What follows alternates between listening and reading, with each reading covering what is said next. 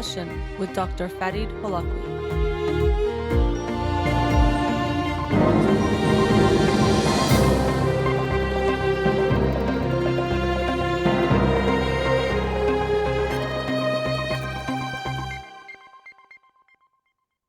Good afternoon. Welcome to In Session. I'm your host, Dr. Farid Holakouee. I'll be with you for the next hour here on Radio Hamra. Want to continue the discussion on Iran. It's so many people's hearts and minds, including myself. And sometimes we feel like we're watching and waiting. Of course, we can do our part of continuing to share the stories of the people of Iran, because this is when it can be so crucial to do so, since things sometimes go slower than we would like, and news cycles move very, very quickly, meaning that very, very important stories where people's lives have been lost and continue to be lost can become easily forgotten. You see this happening all over the world. Things are happening. So it is important for us not to lose sight of our role and our responsibility, which is just to support the people of Iran in whatever way we can. And most importantly, that's amplifying their voices, telling their stories, sharing their stories and their videos as they continue to inspire us. We're seeing continued protests and acts of defiance, and we're seeing things like mourning families responding in ways to try to show the regime that they will not be saddened by them or broken by them. Just incredible stuff. So I hope we can continue to be inspired by them and recognize that it's up to us to not lose sight of what we can do to help. What I want to talk about in this first segment was how, especially for married couples, but it's for anyone, loved ones. It's obviously going just through life, but going through this together. And obviously, I should preface it as I have many times, that what I talk about and any kind of advice or just thoughts I share is for people outside of Iran, because for the people inside of Iran, I have no advice to give. Just I am humbled and honored by what they're doing and want to share their stories and amplify their voices. But I am in no position, I think, really none of us outside of Iran are, to tell them anything or to give them some kind of advice. So I just share my thoughts for the Iranian diaspora outside of Iran. And what we're going through, I'll talk about some aspects of it in this segment. It's obviously nothing compared to what the people of Iran are going through. And so it can almost feel silly to, talk about, the difficulties of seeing what's happening there when they are going through it. So obviously it's difficult to watch something and see what's happening. It's, a million times really unimaginable to actually be living through it and going through it. So I think that's important to keep in mind.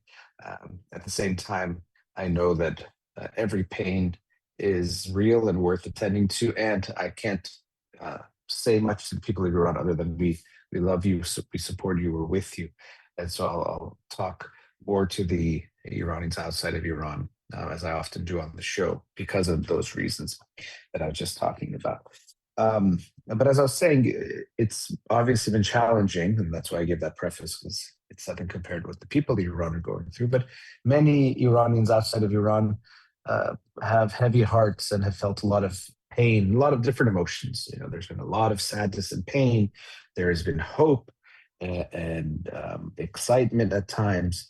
There's a lot of anger, understandably. There is that hopelessness can come in of maybe giving up hope, a sense of powerlessness, especially outside of Iran, but then even thinking of the people of Iran and how they are dealing with a corrupt regime that has all the power as far as military and the systemic powers that are there. That is the power of the people, of course, but they're up against military-grade weapons and a brutal regime that is not afraid to use it indiscriminately on its own people. So we can feel powerless too, seeing them, but also that you feel like you can't do much, or we can do everything we can, but it might not feel like a lot. So it's emotionally been very heavy. And I work with clients in therapy.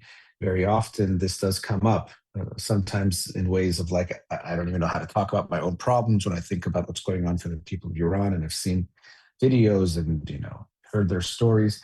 and also just the emotional toll it's taken on many people. That it's just made them feel more down, more distracted, just more consumed with what's going on in Iran, more distracted, and that they're preoccupied with it, and it's hard at times to focus. Lots of different experiences that people have. What I wanted to talk about, as I was saying before, is going through with loved ones or especially partners living together. This overall has, I was just saying, people have become, just more irritable, more upset, more hurt, and so that's going to affect couples or family members, how we interact with one another. We just have a bit less patience. Um, all of this said, not to justify taking things out on our partners or loved ones, or that anything we do because we're stressed out about this or upset about this is justified. No, we are still responsible for our own actions no matter what. So we have to keep that in mind. But realistically, these things can impact us and affect how we will feel. So I've also seen this with people themselves, or when I work with couples, that there's challenges that come up in how we go through something together or separately, really, and that itself could be part of the issue that could be difficult. So to begin with, people cope in different ways. Some people, um, when they're upset or stressed, they really want to talk about it. And that's a lot of people. They just want to get it off their chest, share what they saw, share their feelings, hear someone else's thoughts or perspectives, or at least just be heard themselves in some way. So that's how they want to cope with what they're seeing happening in Iran. Other people would rather, well, one, maybe they might not see it at all, but even if they do see it, if they're then coping with the feelings that come up with it, it might be more like trying to distract themselves or distance themselves from it when they can, and deal with it more internally in that way. And then so when you have people that are a mismatch, let's say one person really wants to keep talking about it, and another person feels like talking about it makes them feel worse or makes it harder for them to stay connected to what's happening because they get overwhelmed, that could be a challenge because one person wants to talk, another person might get frustrated when they're talking because they feel like, I don't want to keep going through it or going over it. So, we have to recognize that, one, there's not just one purely healthy or normal way to deal with these kinds of things. That people can be very different and it could work for them, but that could be just how they are. And so you have to recognize that. And then also, you might be different for the person you are with, and that could create conflict because you might have different needs based on these different ways of being. I do want to say, because I kind of heard myself there can be ways where, sometimes people hold things in and don't process it or do anything with those feelings. And that usually is not healthy, to just sit on it or sit with it, and try to just, like ignore it or pretend like it's not there. So, it's not like you can make a recipe for people of what to do, but there are some themes that might be better. So holding onto things, even when you're really, really upset, is not a good idea. That doesn't mean you have to talk to someone about it. Not necessarily. That's definitely one way, but you can think about it yourself, or even journal or write or keep yourself physically moving. There's other ways that might also help, but we do want to be mindful of how we're dealing with things and not make the burden or what we're carrying even worse. So one thing is, as I was saying, let's say a married couple, if they have different ways of coping, it can be tough because the person who doesn't want to talk, if they feel they're getting forced into it, they might get frustrated or annoyed or resentful. And then the other person, if they want to talk and they get ignored, they might feel like, well, you don't care about me, you don't care about what's going on. And that doesn't feel very good. So there's that, just people have these baseline differences of how they want to deal with things. But the other thing is, even if people are not, these things are not black and white to begin with, but people are not so different in how they deal with things, you might not be in the same place at the same time. And by that, I mean, someone, you might have just seen a video and it really broke your heart or really got you angry and you want to talk about it. But your partner maybe looked at things earlier in the day or has been processing it and now wants to relax or enjoy watching something or whatever it might be that they're doing. And so you could be at a mismatch. So there's mismatches in disposition, just how you are in general, but there's also mismatches of the moment, which happen a lot, not just when I'm talking to These things could also be, talking about the relationship itself. You're upset with your partner or want to talk about the relationship, or just other upsetting things, or things that are not pleasant. Yes, people definitely avoid them too much in general, which I think we have to be very careful about. But also, you could just be at different places. So you just watched a video, you're so emotional, you want to talk about it, and so you're in that state, and your partner is thinking about other aspects of life at that time, whereas focused very differently at the moment. And so if you try to connect with them, there can be a bit of a disconnect, or it can be hard to be on the same page because maybe they don't want to go there at that time. And we do want to be aware of this. So, of course, both sides want to try their best. So, even if you're not there, we do want to try to be empathic to our partners and give them that kind of support if they're feeling something emotionally or they want to talk about something emotionally, that we turn towards them. But then also, if we're the one that wants to share it with our partner and they're not quite ready or there for it, we don't want to force them, or we want to recognize it doesn't have to be a personal thing that they are saying they don't want to talk right now. They might just not be there, and that can happen too. So I've seen this happen with couples in general, but definitely with what's going on right now in Iran. This can obviously be even more likely to happen because there's just such heavy news that people are constantly feeling, and they might feel like, especially if you're both Iranian, okay, I can talk to you, we're on the same page, but the person might not be at the same page at that time, even if they are overall. So just some things to be mindful about there. I do think, though, overall, there can be this way that we can go through things together. So this is tough for people to see what's happening in Iran. Again, nothing compared to what the people in Iran are going through. This is a totally different conversation and situation. So it's been challenging, or can weigh on people. But it's like so many of life's challenges, or just life being difficult, that a lot of times in life we can't fix our partner's problems or issues or their feelings, and really it's not our responsibility fully to do that anyway. But sometimes we obviously help each other out, and we want to be there for them whenever we can. But there's a lot of things in life where we can't do much about it as far as actually changing what's happening. I mean, here with what's happening in Iran, we can give our support to our things in those ways, but we're very limited in, let's say, changing the situation in a significant way.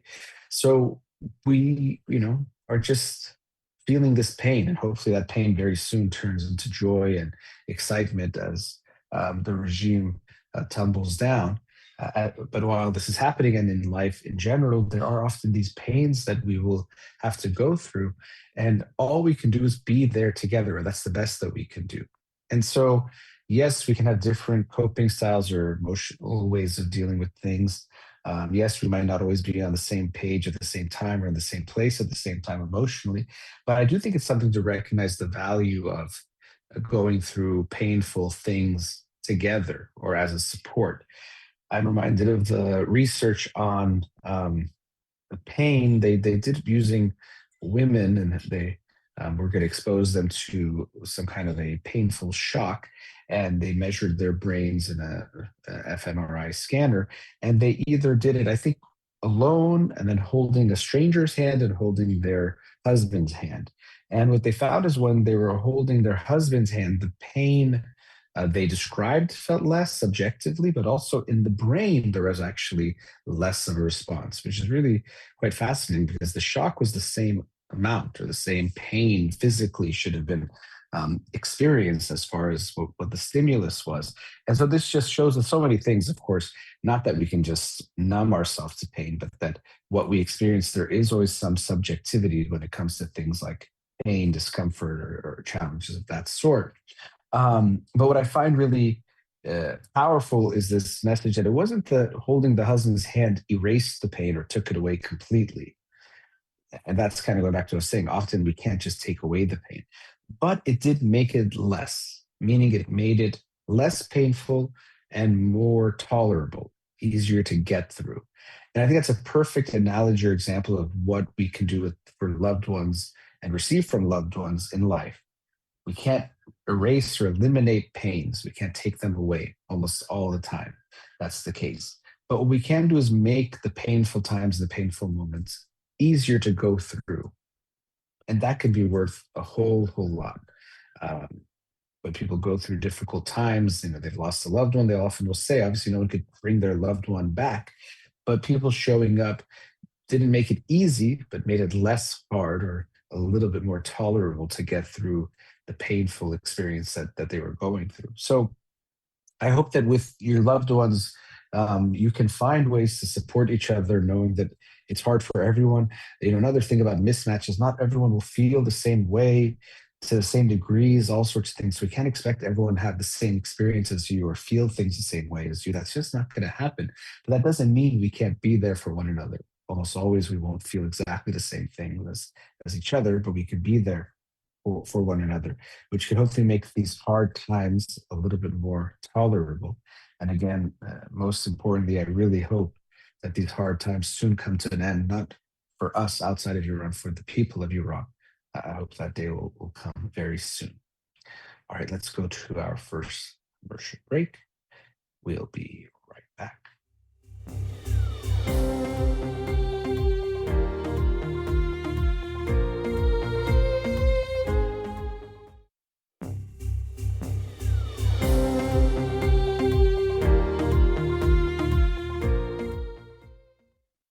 Welcome back. In the previous segment, I was talking about how we can try to be there for each other emotionally as we are dealing with what's happening in Iran. Again, the people of Iran are the ones who are really going through it, obviously, and suffering and facing depression and trying to do the incredibly hard work of um, overpowering and overcoming a regime that's been in power for close to 50 years now, which is just crazy. Um, so, of course, their challenges, we can't even compare them to what we were going through. But looking at what it is for people outside of Iran, I think it is important that we support one another just because it's good in general, but also it'll help us to be the support we can be for the people of Iran for longer. When we have that kind of support for one another, it can make it, again, not easy, not take the pain away, but make it easier to tolerate that pain or that the different emotions that we experience, so that we can get through it better, to keep going through it and keep being there. And so I wanted to continue on this theme of emotional support in general. And something that I noticed when people are trying to be there for one another, and it relates to what I was saying before, that the husband didn't erase the pain of their wife or make it easier, pleasurable. It was still painful, but they made it less painful. And I think there's this interesting paradox that when people try to do more for someone when they're going through something, they actually end up doing less, or they make things worse. So it sounds paradoxical, because you think, well, if I'm trying to do more, I probably am being more helpful than if I'm trying to do less. But actually, I think this is true in other instances as well. But here we can see clearly that a lot of times when you try to do too much, you actually end up doing less, or maybe even doing something hurtful to the person. So let me get into that a little bit. What do I mean by this? So sometimes, we have this feeling that if someone is sad, I have to cheer them up and make them happy. And this is the type of default that we all have. It's kind of like almost a homeostatic type of thing, like going back to homeostasis, whether it's ourselves or someone else. If you're hot, you try to get to, more cool. If you're cold, try to get more warm. If you're sad, try to make someone feel okay or happy. And we tend to do this with ourselves, but we also then can do that with other people. And this is understandable. I mean, first of all, if someone's feeling bad, you don't like that. If you're a compassionate human being, and especially if it's someone you care about, you'll feel that even more strongly. So you don't want them to feel bad. You want them to feel good. So obviously, it's not coming from a bad place. But the thing is, when we think that it's our responsibility to make them feel good, we usually are going to do worse things for them. So, for actually using the same analogy, if someone is very, very cold, that'll just mean they're kind of like, a little bit chilly. If they were out in the cold and almost have hypothermia, you obviously want to warm them up. But if your goal is to make them very warm very quickly, you won't be able to do it, or you'll do some probably very hurtful things. Or I'm not a physician to know the details, but I also know sometimes that can be a bad thing if they get too warm too quick or you do too much that warms them up. For example, if you get frostbite, if your hands get are out in the cold too long, my understanding is you don't even put them in very warm water or definitely not hot water, their hand. You put it in kind of more lukewarm water. It has to be not too much of a shock from where the temperature is. And I kind of like this analogy in general of when we're trying to be there for someone emotionally, we should think of it as someone is cold and we're slowly warming them up, not we're going to instantly take it away, which I think what people sometimes think they should do or they want to do, but it doesn't work that way for a variety of reasons. So, even with our kids, I feel this with my baby. Of course, if Keon is sad, I want him to feel okay. So bad, it's the most important thing in the world. But I can recognize that if I try to rush it or do it too fast, or I can't handle his tears or his sadness, I'm actually less able to support him and give him what he needs, which is for me to be able to stay calm, keep my cool, and to help him slowly calm down or at whatever pace makes sense for what he's going through, but definitely not to rush him. So here we see again a theme I talk about a lot when I look at mental health and what makes us stronger mentally is our distress tolerance. Can I tolerate myself being sad? It doesn't mean I like being sad, but I can tolerate it. And similarly, and if I have that, I'm more likely to be able to tolerate you being sad because I get it doesn't feel good, but I can hold on to it. I can hold the space and I can hold myself in that space with you long enough to support you. But often when people don't have that tolerance for themselves, they also won't have that tolerance for other people. And so someone gets sad, it feels like this emergency. We have to get rid of your tears, get rid of your sadness instantly. And it feels like we're saying it just for the person, but really it's because we can't handle it. It's like, okay, no, you got to stop. Basically, we're saying stop because of me. And that's not a good thing. So what happens when we try to do too much too soon or too quickly when someone is feeling down is a few things. But one is we tend to make them feel unvalidated, which doesn't feel good. Because if something really bad happened to you and I'm acting as if you should be able to feel happy instantly, or I'm going to make you feel happy instantly, very quickly, it is invalidating because it shows I'm not recognizing the gravity of the pain or the challenge that you are going through. We can also feel this when we've gone through a problem for a long time and we tell someone what we're going through in like 2 seconds, they think they can solve our problem. You're like, oh yeah, I've had a boss and for a while we've been going back and forth and this happened and they said this, so it's not, it's like a whole thing. Like, oh, you need to just do this. And they make it seem like it's so simple and so easy to deal with this challenge that you've had for, whatever, a year, however long it's been going on. And that almost always feels very bad because it seems like the person is not getting just how difficult this is. They're also seem to not ask you what you've tried or done. Maybe you've even done the thing that they're talking about. But there isn't a good feeling we get when someone thinks they can fix our problem really quick. And so whether it's a problem or an emotional experience or, both, it doesn't feel good when someone tries to make it seem very simple or easier that you can get out of it so quickly. And, if we also have this sense that things should finish quickly, we're more likely to avoid being there for the person because we're almost putting a pressure for them to feel better, or for us to fix them or make them feel better. So this is the problem when we try to do too much. We might even avoid being there because, an example that works really well here is when someone has, let's say, lost a loved one, someone has died in their family, and you want to be there for them. But if you have this feeling that I have to make them happy, you're going to feel too overwhelmed or realize that it's not possible, and you just won't even support them, even in the ways that you could support them. And this actually does happen, that people can often feel the sense of, I don't know what to do, or, oh, their mother died, and I don't know, I couldn't bring her back. I couldn't cheer them up, so why should I go?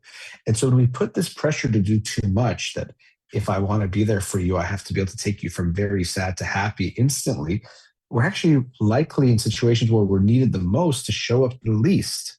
Someone would benefit from us just being there, not because we'll cheer them up or take away their pain, but just that it'll make it more tolerable for them to get through what they're going through. And we might not show up because we feel like, well, if I can't make them happy, what's the point? Why should I go. What's the even point? I can't even do much. And so I think this is really unfortunate, but something that I do see a lot, this type of dynamic that if I'm not going to be able to help them, I shouldn't go. Or by help, make them feel good, I shouldn't go, even though just showing up um, can be very helpful. And also when people are feeling very emotional, they don't want us to fix their problems or take away their feeling. They just want to be heard and understood and share that with someone. And it's important to recognize how valuable that is. So if we don't undermine that, we recognize that that's very valuable, and also that it's often the most that we can do. So if we care, we should always try to do the most that we can do, even if it might seem small, even if the problem still is there, even if the pain is even still there. Hopefully, we can make it slightly less. That is actually worth a whole lot. Um, Another perspective on this, and something that comes up in relation to this, is we just have to ask ourselves. I'm very big on looking at our intentions of whatever we're doing, because we are so complex and we have so many unconscious things going on that we're often unaware of really what's happening inside of us and why we do what we do. We might think we know and might think it's obvious, but there's usually layers and complexities to it that we won't likely see at first glance, and it could be worth going a little bit deeper to understand it more fully. And overall, something I think that is important is to try to be aware or mindful and really real with ourselves about what are my intentions here with whatever we're doing. Am I doing this to look good? Am I doing this because actually I want to do it? I think it's the right thing. Am I doing it because I think others will, tell me I did a good job, or whatever it is? Is it really for the right reasons or the wrong reasons that we're doing what we're doing? And when we're being there for someone, obviously, everyone knows that the right reason is like, well, you're doing it for them. That should be. But I think it's important to recognize that we're there too, and we have feelings about what is going on that is very important to not forget and also not to ignore, because it might actually be a big part of what we're doing, why we're doing what we're doing, and that might impact how we are there for them. So, for example, let's say someone's going through something and you give them advice, and as much as obviously if you're giving advice, it should be for that person, we're going to have a feeling to how they respond to our advice. So if you give somebody advice, they say, oh my God, that's such a good idea. I never thought of that. Thank you. I'm going to try that. That's obviously going to feel good. We can't deny that. And conversely, if they say, no, like that sounds stupid, or yeah, like I wouldn't ever do something like that, or I tried that and it didn't work at all, or anything like that, they respond negatively to our advice, of course, we're going to feel something there too. So I say this, we have to be real, because we might think, oh, I'm so selfless, I don't care. But we obviously have some kind of feeling when people respond to us favorably or unfavorably. That's just is how it's going to be. Even as a therapist, I give someone a suggestion, or I give someone an interpretation or my thought on something, or it seems like this or seems like that. It obviously is going to feel good if they say, yeah, that feels right or seems true, and won't feel so good if they say, oh no, like not at all, or it's not like that, or that's not helpful, or whatever it might be. And I can't lie to myself and say I have no feelings about it. I of course want to be aware of it and be able to keep those kinds of feelings, in check, or be aware of how much they're impacting me, or I shouldn't be going up and down too much either way. And that's a big part of it, right? So even someone says, wow, that was so insightful, so helpful, it's going to feel good, but you don't want to go too high on that, because there's lots of reasons for that. And just overall, you don't want to be so impacted up and down. So you don't want to go too high if that's, they say that's helpful, and too low if they say it's not helpful, whatever the situation is. So, we have to be real with ourselves that we obviously will care how someone will respond, but we have to make sure we stay as detached as possible from that, because then it's going to be more about us than them. So if someone's going through a problem, if I just care about them, I want to give them advice or my thoughts or opinion in hopes that it helps them. But if what I say is not helpful to them, then okay, let's disregard it or discard it, or that doesn't have to be important. It's not about me; it's about them. But often you'll see that people will get very offended if someone doesn't like their advice. Again, it doesn't feel good, but some people think they could get even upset with someone. So someone is going through something difficult. They share it with you. You give them advice. They say they're not sure or it's not helpful. And now you get mad at them, the person who's already going through something. So clearly we can see that in this interaction, you're making it more about you than them, even though they're the ones who are going through something difficult. And if that's the case, then your help is not really very helpful, or um, your perspective on helping or your approach on helping, it's more about you than them. And that's not good. You should be trying to help them in a way that helps them, not in a way that makes you feel good about yourself. And so you have to be ready if you ever want to give advice. I'm very much against giving unsolicited advice, but even if it's solicited, someone asks you for your opinion or your perspective, that you should not give advice to anyone unless you are ready for them to say, I don't like your advice. I don't want to do it. And a lot of people might think they're ready for that, but they might not be. So you can only give advice or try to give help if you're ready for someone to say, I don't want your advice, I don't like your help, whatever it might be. Or else the help is not about them, it's about you. And that's something that you should really be questioning and think about. And so coming back to this theme, recognizing that often if we lower the expectations even from ourselves of what we do, we might be able to do more than when we make them too high. I also, just to conclude before the commercial break, see this a lot with parents where, their kid is even going through something. Like, well, I don't know what to say.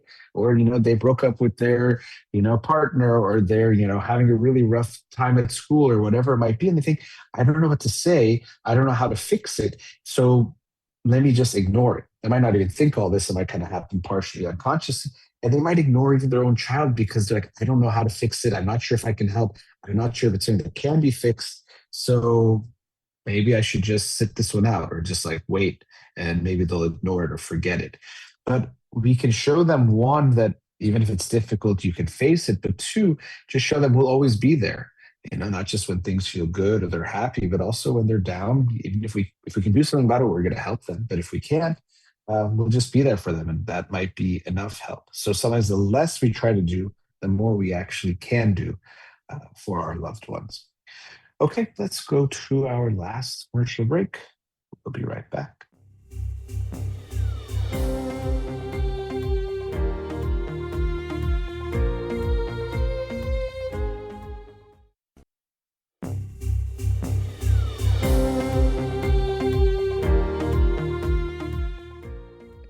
Back in the previous segment, I was talking about how when we try to do too much and being there for someone emotionally, we actually usually end up doing less.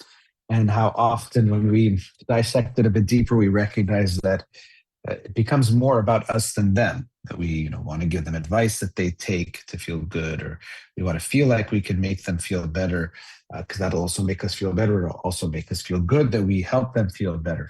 And that if we truly want to be there for someone, we have to make sure it's about them, and also recognize that we don't try to create some expectation that they're going to cheer up or feel good or get rid of whatever bad feeling they're having, because that usually is not how those things go. And so I wanted to talk in this last segment on a similar theme related to apologies, and whether it's about us or them when we apologize.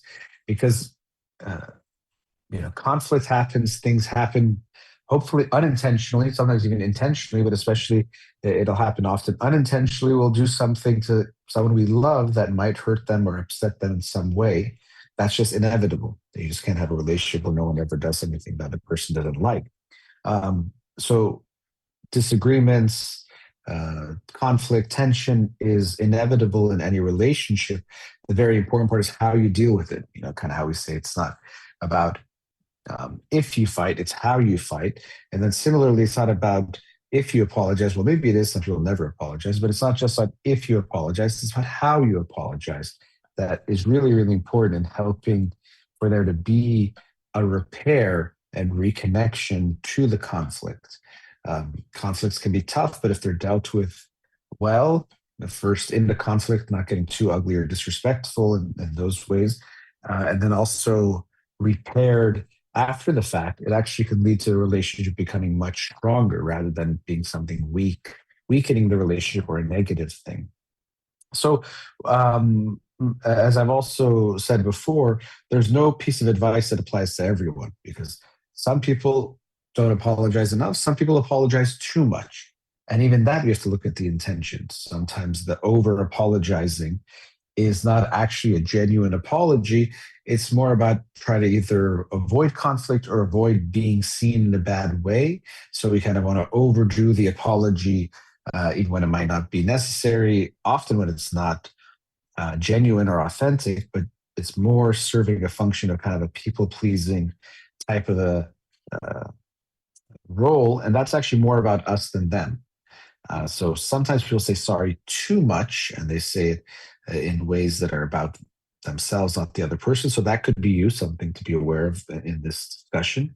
Some people, of course, don't apologize enough. They don't want to acknowledge wrongdoing at all. So they want to, they're defensive and perfectionists in like their own ways of saying I don't do things wrong, or they're just have too much, might say ego or focus on themselves that they can't get themselves to apologize and to say sorry. Feels too vulnerable for them. So that is also the case for some people.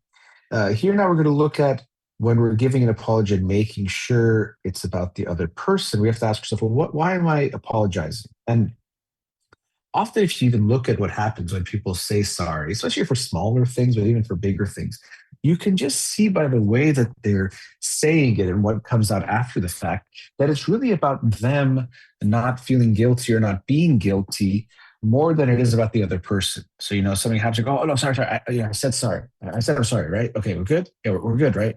And, there's this feeling that it's not this genuine acknowledgement of doing something wrong, whether that was intentional or accidental, and focusing on the person's feelings that you might have hurt, your loved one. It's about yourself being okay. Like, okay, don't be mad at me. Or I said I'm sorry, so you can't be mad anymore. And I kind of I want you to be over it now because I can't handle this feeling. So that's not a genuine apology when I'm saying it in such a way that it's pretty obvious that it's not about you who I've hurt, it's about me feeling okay. And that's really problematic. You've hurt someone, and now the focus isn't even on them being hurt. It's kind of like on you. You punch someone, and you say, "Oh, look at my hand that's hurting," rather than the person who got punched and is like in pain. So that's something to be very aware of in the way that we say our apologies, or the intention behind it. First and foremost is that if it's a genuine apology, of course you feel bad, but that's not the focus. The focus is on their pain, that they got hurt. Eventually, through apologizing and working things through, you will feel less guilty. But that's not the primary focus and not the thing that comes first. And it also relates to what I was saying in the previous segment about trying to change feelings too fast. If we can't sit with these uncomfortable feelings, we can't deal with the conflict appropriately and give it the time that it needs, both to talk things through, for you to hold on to guilt if you have to while you go through this process of apologizing and reconciling, and very importantly, for them to go through their pain. Sometimes someone does something hurtful and they say sorry, and if the other person is still sad or upset, they get mad. Like, well, I said sorry, so you can't be upset anymore. And first of all, no, sometimes your apology wasn't, maybe felt genuine or didn't feel good, or they're still not there. But even if they felt it, if someone gets hurt by something, even if you apologize and they accept your apology, it doesn't mean they instantly feel good. It might still take time for them to recover. Like I was, let's just not say punching, but if you elbow someone and they're in pain, you might say sorry, but it doesn't mean now their nose stops hurting all of a sudden because you said sorry. They might even accept your apology or recognize that it was accidental, but their nose might still hurt, and you have to give them some time. You can't be like, well, I said sorry, so your nose has to be okay. You can't be in pain anymore. That doesn't make sense. Emotionally, the same types of concept would apply, that people will often need time to get back to okay, or to get back to okay place if you've hurt them, even if you've said you're sorry. Some other things I've seen about apologies, I see this a lot in families. A very common theme is parents apologizing this way to their children, especially adult children. So their adult children, over time, maybe they become aware of some things, or the parents become aware of some things that they did.